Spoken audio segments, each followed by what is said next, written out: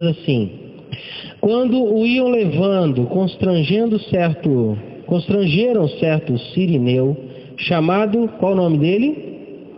Qual o nome, irmãos? Que vinha do campo, e puseram-lhe a cruz às costas, para que a levasse após Jesus. Seguia grande multidão e também mulheres que batiam no peito e o lamentavam.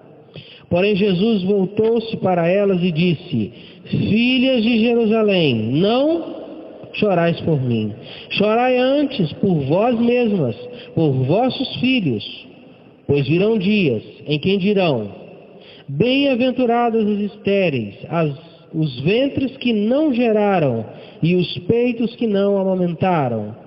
Então dirão os montes: cai sobre nós, e aos outeiros: cobri-nos. Pois se ao madeiro verde fazem isso, que se fará ao seco?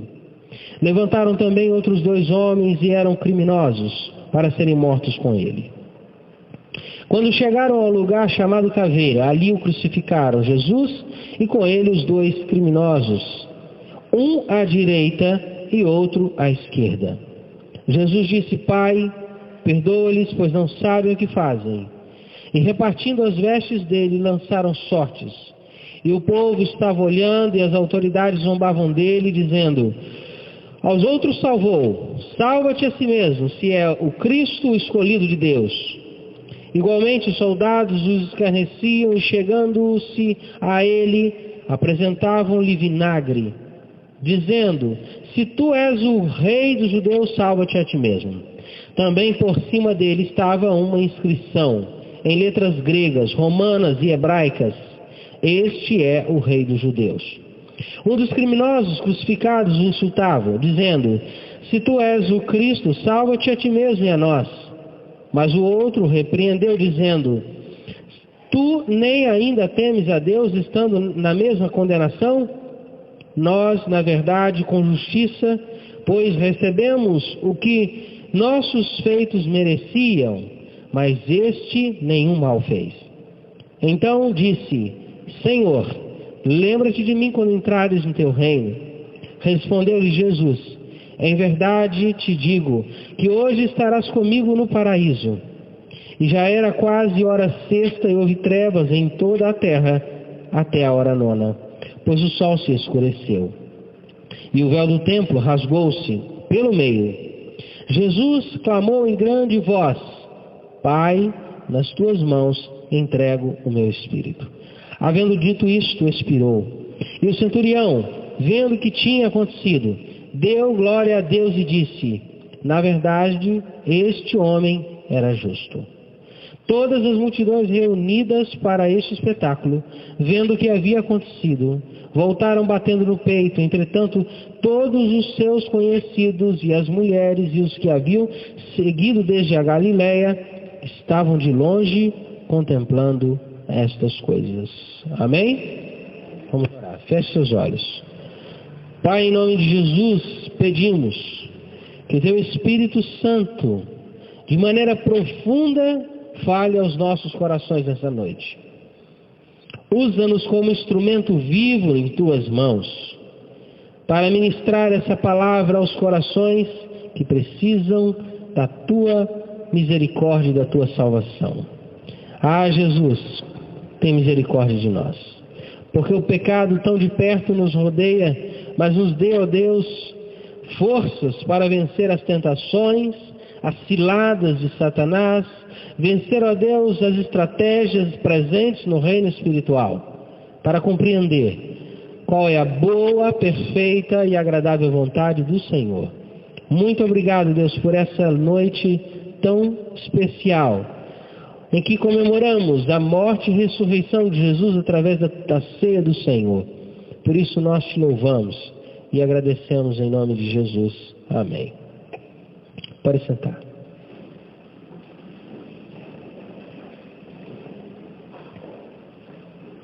Nesse dia que nós meditamos sobre a morte e ressurreição de Jesus, celebrando a ceia do Senhor, nós precisamos entender que mistério é esse. O mistério que envolve a morte de Jesus. A morte de Jesus, ela foi trazida dos céus a nós, como uma mensagem de amor de Deus aos homens. Jesus, em sua crucificação, estava dizendo: olha para mim, como eu amo você.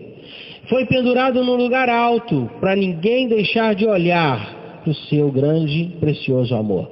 Ele estava dizendo e gritando com aquele gesto: olha para mim, olha para a cruz, olha para o que eu estou fazendo por causa de você, por amor a você.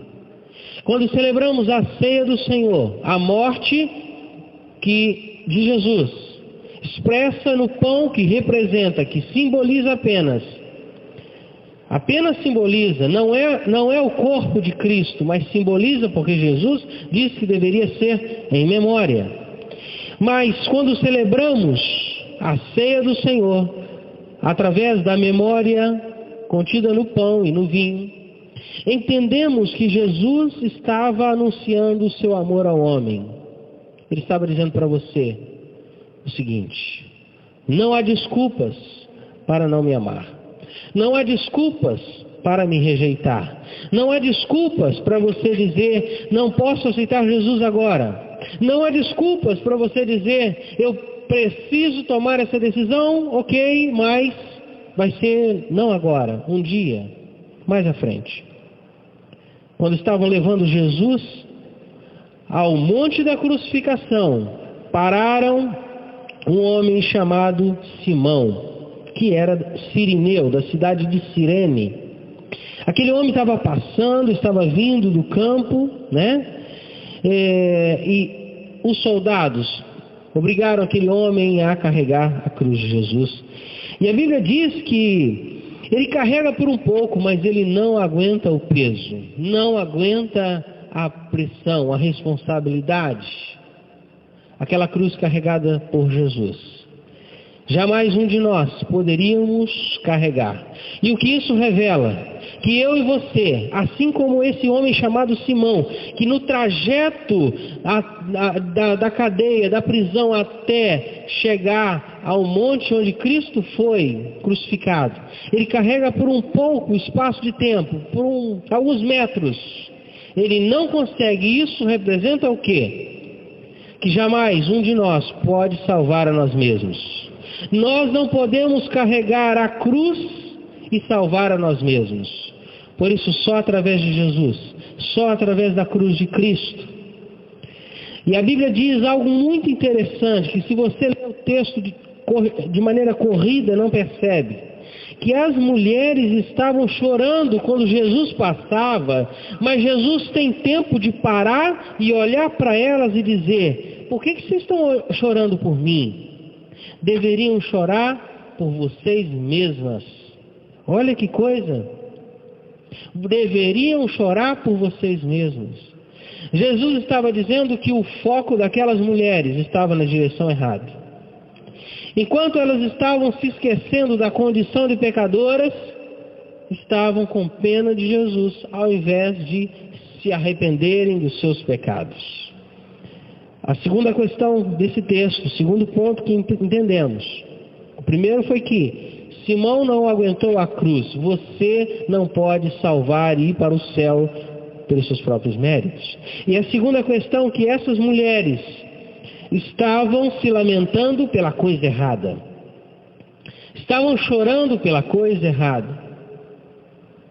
Às vezes você está destinando suas emoções, seu tempo, sua vida, gastando suas energias pela coisa errada.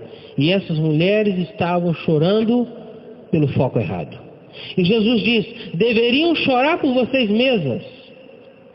Eu te pergunto nessa noite, assim como aquelas mulheres estavam gastando as lágrimas do jeito errado e não do jeito certo, o que você tem feito com a sua vida, com sua experiência de vida, com suas emoções, com o seu tempo, com o seu foco, com a sua energia, você está gastando do jeito errado?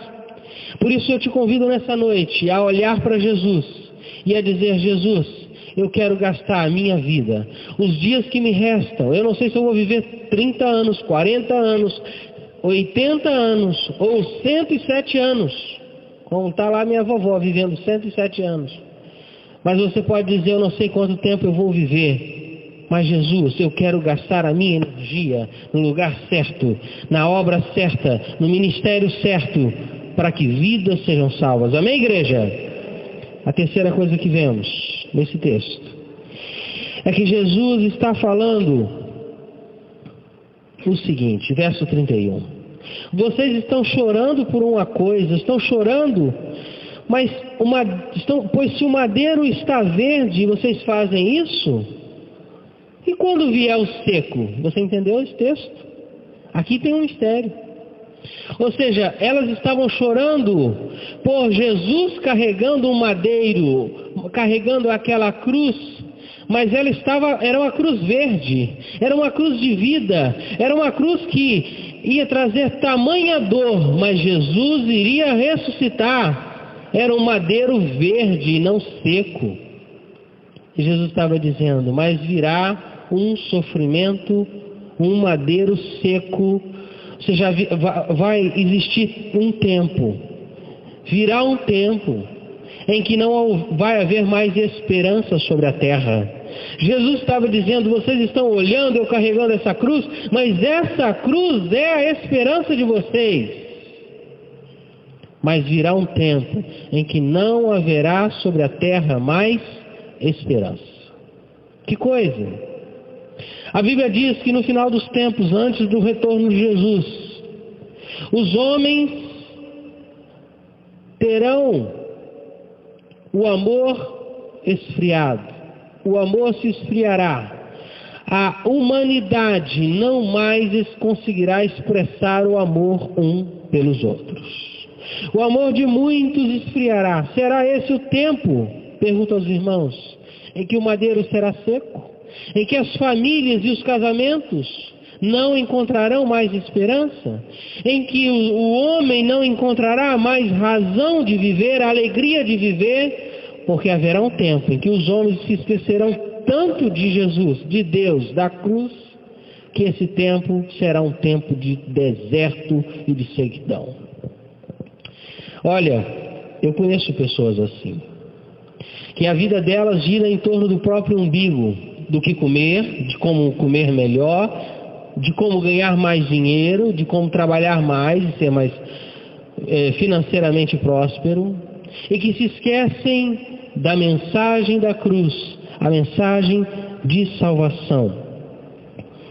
Antes de continuar nesse texto, eu quero lembrar dos tempos de Noé. Lembra da história de Noé? Noé foi chamado por Deus para construir uma arca, chamado por Deus para anunciar ao povo daquele tempo sobre um grande dilúvio, assim como Jesus, quando veio ao mundo, estava anunciando o dia da sua morte e ressurreição. E comparando Noé com a cruz, a história do dilúvio com a história de Jesus, nesse momento da vida de Jesus, que é da sua crucificação, nós conseguimos perceber que Noé constrói uma arca em torno de 1.400 anos antes de Jesus. Olha que coisa, 1.300, 1.400 anos antes de Jesus nascer. E há coisas muito profundas entre a história do capítulo 8 de Gênesis com essa do capítulo 23 de Lucas. E quando nós comparamos, percebemos que Noé avisou o povo daquela terra que haveria um grande dilúvio. E Jesus está avisando o fim, que haverá um fim, e que ele vai voltar para buscar a sua igreja. E assim como zombavam de Noé e diziam que Noé estava louco, zombaram de Jesus, dizendo que ele não era o Messias. E a Bíblia diz que depois que o crucificaram, 2 homens ao lado dele, um dos homens, dos ladrões, dizia e zombava, escarnecia: se tu és o Cristo, desce daí dessa cruz, você não salvou a muitos? Salva-te a ti mesmo. E diziam também para Noé: Noé, você está maluco? Você está louco preparando essa arca, não é? Zombavam de Noé.